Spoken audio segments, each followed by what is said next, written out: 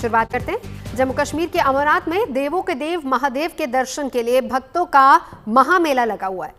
बाबा बर्फानी के दर्शन के लिए देश के कोने कोने से श्रद्धालु यहां पहुंच रहे हैं, तो वहीं यूपी, बिहार, उत्तराखंड और झारखंड में सावन में महादेव के जलाभिषेक और पूजा की तैयारियां अभी से शुरू हो चुकी हैं।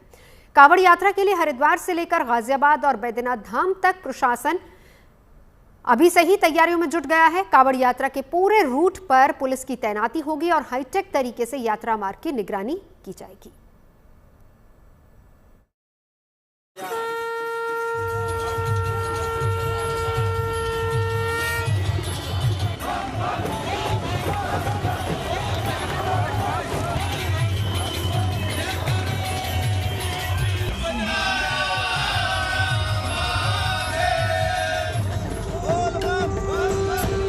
महादेव के भक्तों के लिए खुशखबरी ही खुशखबरी है। एक और कल से अमरनाथ गुफा में बाबा बर्फानी के दिव्य दर्शन की शुरुआत हो चुकी है। वहीं चंद दिनों बाद सावन का महीना भी शुरू होने वाला है। 11 जुलाई गुरु पूर्णिमा से भगवान के सबसे प्रिय महीने सावन का शुभारंभ हो जाएगा। इसके साथ ही कांवड़ यात्रा की भी शुरुआत हो जाएगी। हरिद्वार से लेकर बैद्यनाथ धाम तक इसके लिए अभी से तैयारियां शुरू हो चुकी हैं।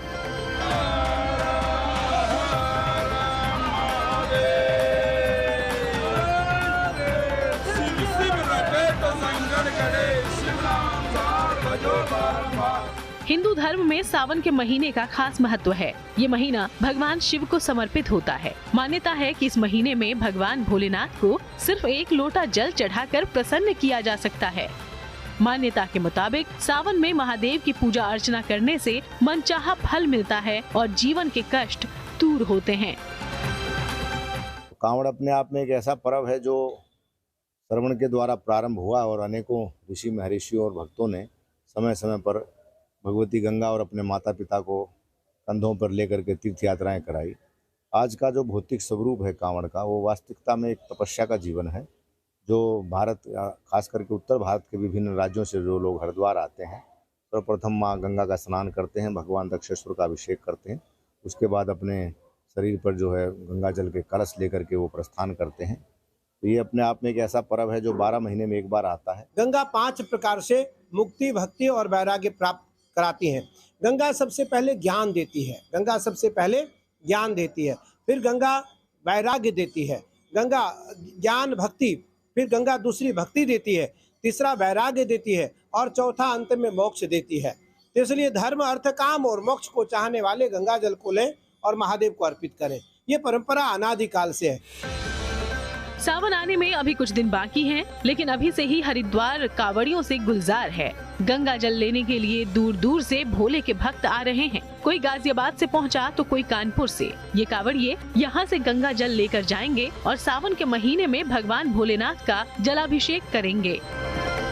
अपने माँ बाप के लिए कांवड़ उठाइए कि माँ बाप की लंबी उम्र हो और हमेशा स्वस्थ रहे। उनके लिए ये कांवड़ उठिए। 51 लीटर जल यहाँ से मैं भर के हरिद्वार से और कानपुर एक कांधे की कांवड़ लेके जा रहा हूँ। कांवड़िए आए, शुद्ध जल से, शुद्ध प्रकार से जल उठाएं, गंगा को प्रणाम करें, गंगा से अनुमति लें, गंगा जल लें और महादेव का स्मरण करते हुए जाकर अपने अपने शिवलिंग पर जाकर गंगा जल को अर्पित करें।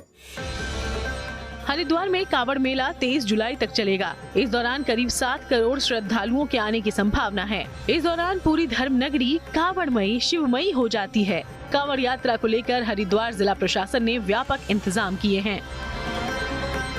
करोड़ों की संख्या में कांवड़िए उत्तराखंड, हरिद्वार आते हैं। सरकार की तरफ से उनका वंदन, अभिनंदन, स्वागत है। अखाड़ों की तरफ से भी हरिगिरी जी महाराज, रविंद्रपुरी जी महाराज, मेरा प्रेमगिरी जी महाराज, सभी की ओर से कांवड़ियों का अभिनंदन, वंदन और स्वागत है। हम यथोचित, यथा सामर्थ्य उनके लिए अन्न क्षेत्र चलाते हैं। अन्न क्षेत्र चलाते हैं, उनको यथा संभव, यथाशक्ति उनको खिलाते हैं। दिल्ली से सटे गाजियाबाद में भी कांवड़ यात्रा के लिए प्रशासन की तरफ से जबरदस्त तैयारी चल रही है। इसके लिए पूरे जिले में करीब 3500 पुलिस जवानों की तैनाती की जा रही है। गाजियाबाद के प्राचीन दुधेश्वर नाथ मंदिर पर लाखों भक्त और कांवड़िए जलाभिषेक के लिए पहुंचते हैं। वहां 550 से ज्यादा पुलिसकर्मी तैनात रहेंगे। पूरे कांवड़ रूट को कई बीटों में बांटा गया है और हर बीट की जिम्मेदारी एक सब इंस्पेक्टर और एक कांस्टेबल को दी गई है। सड़क, बिजली, पेयजल जैसी समस्याओं को कांवड़ यात्रा शुरू होने से पहले ही ठीक कर लिया जाएगा। गाजियाबाद पुलिस इस बार हाईटेक निगरानी पर जोर दे रही है। कांवड़ यात्रा के दौरान सुरक्षा के लिए इस बार करीब 1500 सीसीटीवी कैमरों से रियल टाइम निगरानी की जाएगी। पुलिस ने मुख्य कंट्रोल रूम के साथ 11 सब कंट्रोल रूम भी स्थापित किए हैं, जहां से पूरे रूट पर नजर रखी जाएगी। इसके अलावा ड्रोन कैमरों की मदद से भी भीड़ और गतिविधियों पर नजर रखी जाएगी। मुरादनगर गंग नहर के छोटा हरिद्वार घाट पर गोताखोर और पुलिसकर्मियों की विशेष तैनाती की जाएगी ताकि स्नान के दौरान कोई दुर्घटना न हो। देवघर में भी कांवड़ यात्रा के लिए प्रशासन अभी से तैयारी में जुटा है। बाबा बैद्यनाथ मंदिर में जलाभिषेक करने के लिए श्रद्धालु सुल्तानगंज से गंगा जल लेकर आते हैं। मान्यता है कि सावन महीने में शिवलिंग पर गंगा जल चढ़ाने से सभी तरह की मनोकामनाएं पूरी होती हैं।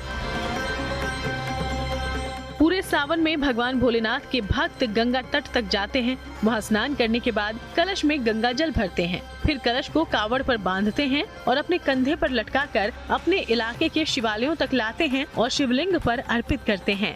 कावड़ बांस या लकड़ी से बना एक डंडा होता है, जिसे रंग बिरंगे पताकों, झंडे, धागे, चमकीले फूलों से सजाया जाता है।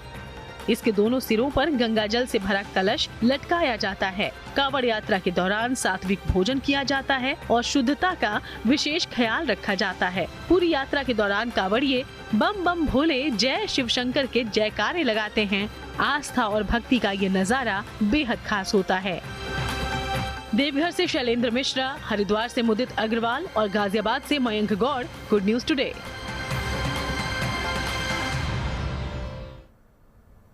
तो कांवड़ यात्रा की तैयारियों पर हमारी नजर रहेगी। आप बने रहिए गुड न्यूज टुडे के साथ। हम आपको दिखाएंगे तमाम खबरें, तस्वीरें और पूरा अपडेट भी देंगे। फिलहाल बढ़ते आगे, बात पवित्र अमरनाथ यात्रा की कर लेते हैं। आज अमरनाथ तीर्थ यात्रा का दूसरा दिन है और बाबा बर्फानी के दर्शन के लिए आज भी अमरनाथ गुफा में भक्तों का तांता लगा रहा। दर्शन के बाद श्रद्धालु के चेहरे पर खुशी और संतोष की झलक नजर आई। इस बीच आज जम्मू बेस कैंप से 6400 तीर्थ यात्रियों का तीसरा जत्था रवाना हुआ। यात्रा मार्ग पर श्रद्धालुओं में जबरदस्त उत्साह भी नजर आया।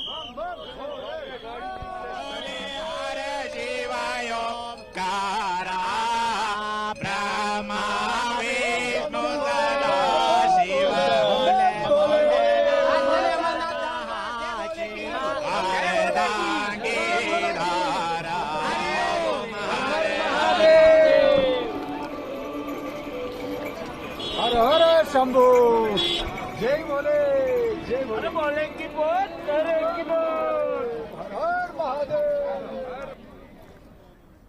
चलिए अब आपको पहलगाम की आज की तस्वीरें भी दिखा देते हैं। अमरनाथ यात्रा पर आए श्रद्धालु बेहद खुश नजर आए। सुविधाओं को लेकर उन्होंने प्रसन्नता जाहिर की। सुरक्षा इंतजामों पर भी उन्होंने संतोष जाहिर किया।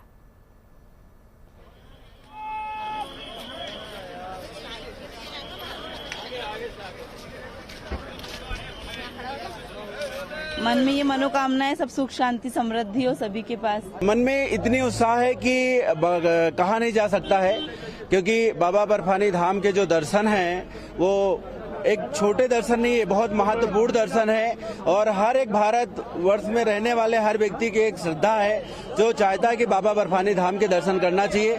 आज मैं कहता हूं कि जो बाबा बर्फानी धाम के दर्शन कर लेता है वो अपने जीवन को धन्य बना लेता है। हमारी आर्मी के प्रति मेरा जो है गदगद है मन, और भारत सरकार के प्रति तो जितने शब्द हैं वो कम ही है। बहुत अच्छा उनका काम है, बहुत अच्छा उन्होंने सुविधा दिया है। हम लोग बहुत प्रसन्न हैं। सभी भक्त खुश रहे और सभी भक्तों को बाबा बर्फानी का जो बर्फ का शिवलिंग का रूप है उनके सबके दर्शन हो, सबकी मनोकामना होती है, भगवान उनकी इच्छा को जरूर पूरा करें। व्यवस्था इतनी सुंदर है कि जब हम लोग जम्मू से चले तो लगभग 20 फीट पे 20 मीटर पे एक फोर्स एकदम दोनों तरफ से मुस्तैद। एक जगह थोड़ा गाड़ी क्या रुकी, जैसा लगा कि बारात लग गई है। एकदम पूरा फोर्स, हम लोग इतना सुरक्षित हैं, इतना बढ़िया व्यवस्था है। 38 दिन तक चलने वाली पवित्र अमरनाथ यात्रा पहलगाम और बालटाल दोनों ही रूट से हो रही है। कल की तरह आज भी पहलगाम में अमरनाथ मार्ग पर सुरक्षा के सख्त इंतजाम देखे और इस बीच प्रशासन ने तीर्थयात्रियों के लिए कई निर्देश भी जारी किए हैं। पहलगाम से ज्यादा जानकारी दे रहे हैं हमारे संवाददाता मीर फरीद।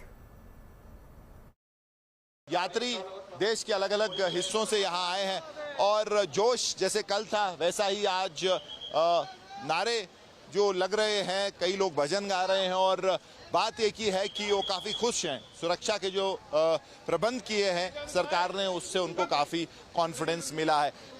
सुरक्षा की बात करें, पूरे रास्ते पे रोड ओपनिंग पार्टीज हैं और जो कॉन्वॉय निकलती है, आगे सुरक्षा पीछे सुरक्षा, उसके बीच में जो है ये गाड़ियां आती हैं। और आज एडवाइजरी भी निकली है सरकार की तरफ से, जहां यात्रियों को कहा गया है कि वो अलग ना निकलें, तो एक जो सिक्योरिटी प्रोटोकॉल है वो फॉलो करें, कट ऑफ टाइमिंग्स फॉलो करें और ये इसलिए है उनकी अपनी सुरक्षा के लिए। तो जो कॉन्वॉय चलती है सभी लोग उस कॉन्वॉय में जुड़ के चले। तो एक नई एडवाइजरी आई है। वहीं अगर आप रजिस्ट्रेशन की बात करें तो कई सारे यात्री जो हैं अनरजिस्टर्ड यहाँ आते हैं, चाहते हैं कि तत्काल में उनकी रजिस्ट्रेशन हो, तो वो भी सरकार के लिए, प्रशासन के लिए थोड़ी दिक्कत उससे हुई है। हालांकि यात्री भी कुछ थोड़े नाराज थे कि स्ट्रीमलाइन नहीं है, ज्यादा काउंटर होनी चाहिए, जल्दी उनका काम होना चाहिए। अमरनाथ तीर्थयात्रियों के लिए आज एक और गुड न्यूज आई है। उपराज्यपाल मनोज सिन्हा ने बालटाल में 800 तीर्थयात्रियों के लिए नए यात्री निवास का उद्घाटन किया। इसमें 800 श्रद्धालुओं के ठहरने की व्यवस्था है। यहाँ यात्रियों के लिए रजिस्ट्रेशन की सुविधा भी उपलब्ध होगी। बहुत ही उत्सव और उत्साह का वातावरण पूरे जम्मू कश्मीर में है। देश के कोने कोने से बाबा के भक्त आ रहे हैं। जम्मू कश्मीर के स्थानीय नागरिक भी उनका खुले दिल से स्वागत कर रहे हैं। जम्मू कश्मीर प्रशासन ने, यहाँ की सरकार ने और श्राइन बोर्ड में काफी विस्तार किया है और उसी क्रम में रॉयल एंड के CSR इनिशिएटिव के तहत यात्रियों की बेहतर सुविधा के लिए एक यात्री निवास यहाँ निर्मित हुआ है, जो बाबा के भक्तों को समर्पित किया गया है। आगे बढ़ते हैं। अब बात कलम के संसार की, जो राजस्थान के जयपुर में मौजूद है। कलम की इस रंग बिरंगी खूबसूरत दुनिया को बसाने वाले व्यक्ति एक डॉक्टर हैं, जो पिछले 47 सालों से सिर्फ फाउंटेन पेन का कलेक्शन इकट्ठा कर रहे हैं। उनके पास मन मोह लेने वाले अनूठे शेप वाले 450 से ज्यादा नए और पुराने फाउंटेन पेन्स हैं, जिनका इस्तेमाल वो लिखने के लिए करते हैं। और पेन के इस अनूठे कलेक्शन में 45,000 की कीमत तक के फाउंटेन पेन भी हैं।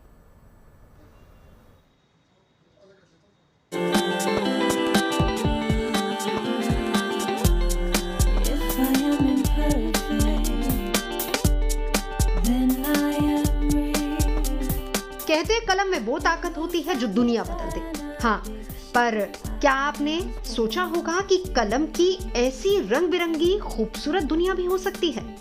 एक से बढ़कर एक कलेक्शन, आंखों को मोह लेने वाले रंग और अनूठे शेप, कुछ नए हैं तो कुछ नायाब।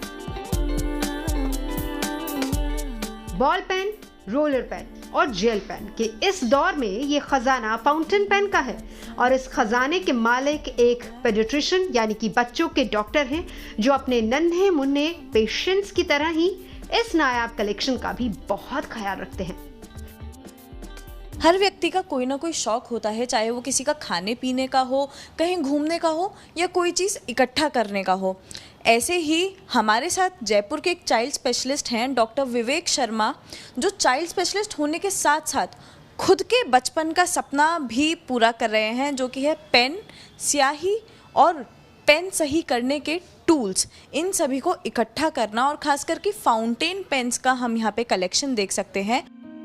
तरह तरह के फाउंटेन पेन को जमा करने और इस्तेमाल करने का शौक 6ठी क्लास में पढ़ा, जब डॉक्टर शर्मा ने अपना पहला फाउंटेन पेन खरीदा था। स्कूल में पढ़ने के दौरान एक फाउंटेन पेन से शुरू हुआ ये सफर जल्दी ही अनमोल कलेक्शन तक पहुंच गया। पेन के इस शौकीन ने अब भी अपना पहला फाउंटेन पेन संभाल कर रखा है। देखिए, हम जब पढ़ते थे तो 6th क्लास में इंक वाला पेन शुरू हो जाता था, और जब इंक वाला पेन शुरू हो जाता था तो मैं इंक वाला जब पेन लेता था तो मेरे जो पुराने पेन ख़राब हो जाते थे वो मैं फेंकता नहीं था, वो रखता था। तो धीरे धीरे मेरे पास जब मैं आया तो मेरे पास 20-25 पेन इकट्ठे हो गए। तो जब लोग उनको देखते अरे वाह तुमने ये सारे पेन इकट्ठे कर रखे हैं, 20-25 पेन को भी वो बहुत बड़ा कलेक्शन समझते थे। तो धीरे धीरे मैंने उनको ठीक कराया, उनको रखना शुरू कर दिया। धीरे धीरे मैं फिर मेडिकल कॉलेज में एंटर हो गया, तब भी मैं फाउंटेन पेन ही यूज़ करता था। और फिर धीरे धीरे मेरी क्या फाउंटेन पेन यूज़ करने की हैबिट पड़ गई। और मेरे को 6th क्लास में जो पहला पेन मिला था वो मुझे ध्यान है, कोई लोकल कंपनी हुआ करती थी, चैम्पियन करके एक कंपनी हुआ करती थी, उसका था। और ये ₹1.15 का मैंने ख़रीदा था। ये अब मैं आपको दिखा सकता हूँ, देख लीजिए। इसका क्लिप मेरा टूट गया क्योंकि पुराना है, पर इस पेन को मैंने प्रिजर्व कर रखा है। और ये इस तरह का होता था, इसको खोलो, इसमें करो। आज की तरह कार्टेज या पंप नहीं आता था, इसमें डायरेक्ट शाई भरो। और जब शाई ख़त्म होने वाली होती थी तो ये पेन लीक भी करते थे। तो इनके ड्रॉबैक्स थे, लेकिन मैंने इनको रखे हुए हैं। और ये आप देख सकते हैं कि मेरा 6th क्लास का फर्स्ट पेन मेरी लाइफ में मैंने जो खरीदा था वो प्रिजर्व है मेरे पास। डॉक्टर विवेक शर्मा की इस कलेक्शन में 450 से ज्यादा फाउंटेन पेन हैं, जिनमें कुछ की उम्र तो 50 साल से ज्यादा है। हर दिन इस्तेमाल करने के लिए एक अलग पेन का नंबर आता है।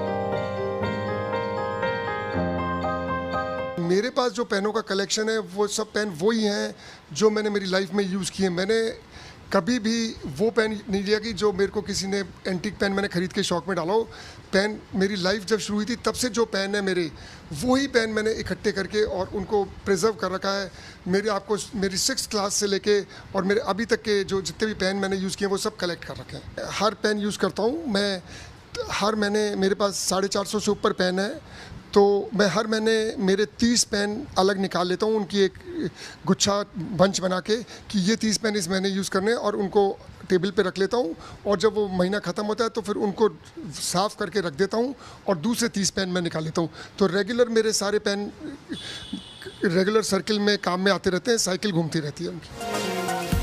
450 से ज्यादा फाउंटेन पेन के कलेक्शन में ₹1.20 से लेकर जर्मनी का मशहूर लग्जरी पेन मोबला भी शामिल है, जिसकी कीमत कुछ 100 नहीं बल्कि हजारों में है। कीमत में सबसे ज़्यादा महंगे पेन मेरे पास मोबला के हैं।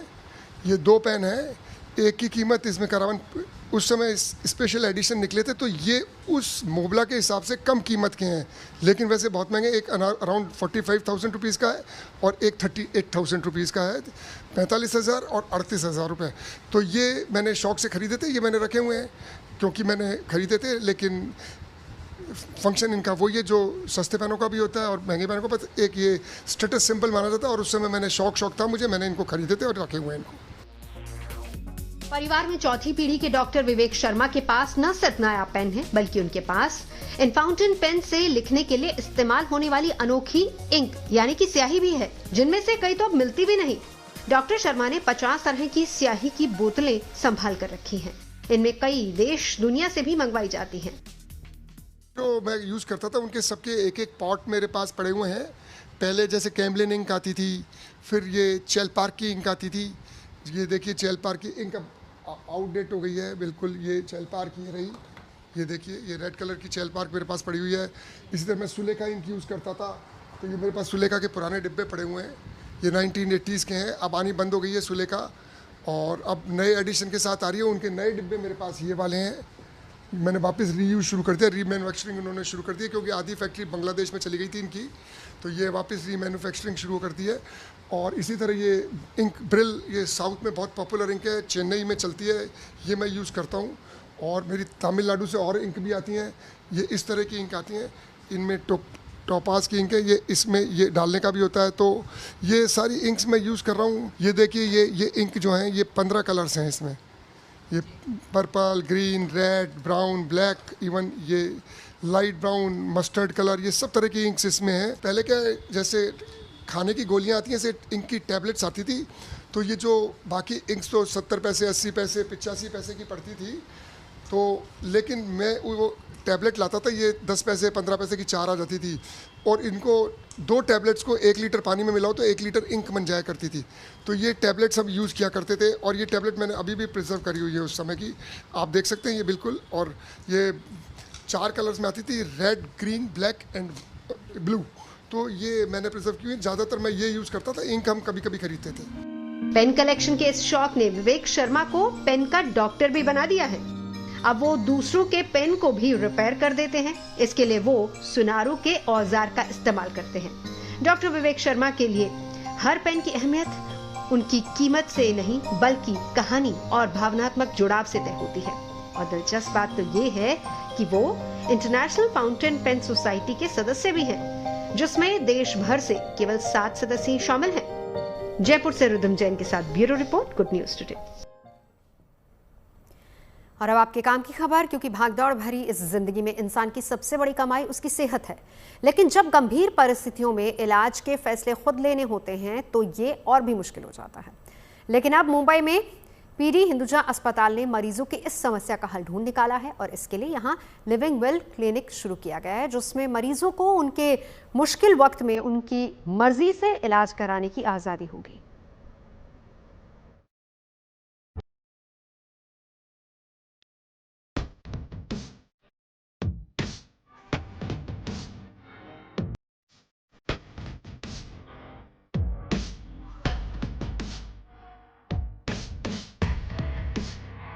क्या आपने कभी सोचा है कि अगर आप बीमार पड़ जाएं और बोलने की हालत में न हो तो आपके इलाज का फैसला कौन करेगा? अब इस सवाल का जवाब मिल गया है। मुंबई के पीडी हिंदुजा अस्पताल ने देश का पहला लिविंग विल क्लिनिक शुरू किया है। आसान भाषा में समझे तो ये विल उस स्थिति के लिए बनाया गया है जब कोई मरीज इलाज के दौरान बोलने या बताने की स्थिति में ना हो, तो इस विल के हिसाब से ही मरीज के इलाज का फैसला किया जाएगा। पेशेंट अपनी इच्छाओं को पहले ही लिविंग विल में बता सकता है ताकि गंभीर स्थिति में मरीज का इलाज उसकी मर्जी से किया जा सके। जब हम कोई गंभीर बीमारी के साथ अस्पताल में एडमिट होवें, डॉक्टर को लगे, हमारे डॉक्टर को लगे कि ये बीमारी लाइलाज है, और ऐसे सिचुएशन में हम हमारी इच्छाएं नहीं बता पाए, हम नहीं बोल पाए कि हमें क्या क्या मेडिकल प्रक्रिया चाहिए, क्या क्या नहीं चाहिए, क्या क्या मेडिकल ट्रीटमेंट्स चाहिए, क्या क्या नहीं चाहिए, ये लिविंग विल हमारे लिए बतलाएगा। तो हम एडवांस में ये लिविंग विल बनाते हैं उस समय के लिए जब हम खुद हमारे इच्छाएं बोल नहीं पाएंगे।